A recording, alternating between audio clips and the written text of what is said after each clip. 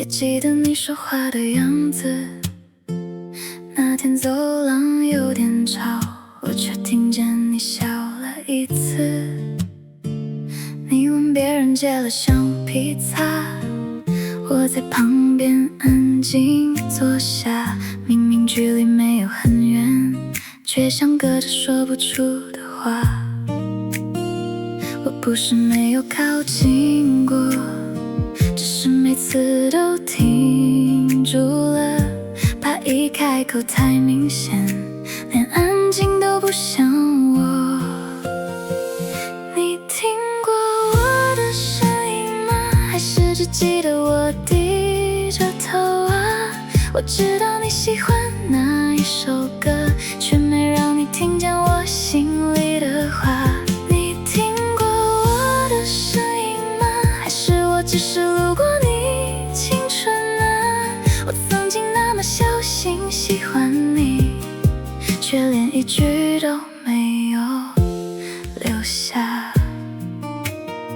我知道你常走那边，直到你下雨不撑伞。你经过我座位旁边，我把名字写歪了一半。有一次我们对上眼，我假装先看向窗边，那一秒其实很短，却被我记了好多年。我不是不想让你知道，只是那时候太害怕，怕我的喜欢一出生就再也收不回来了。你听过我的声音吗？还是只记得我低着头啊？我知道你喜欢哪一首歌，却没让你听见我心里的话。你听过我的声音吗？还是我只是路过你青春啊？我曾经那么小心喜欢你，却连一句都没有留下。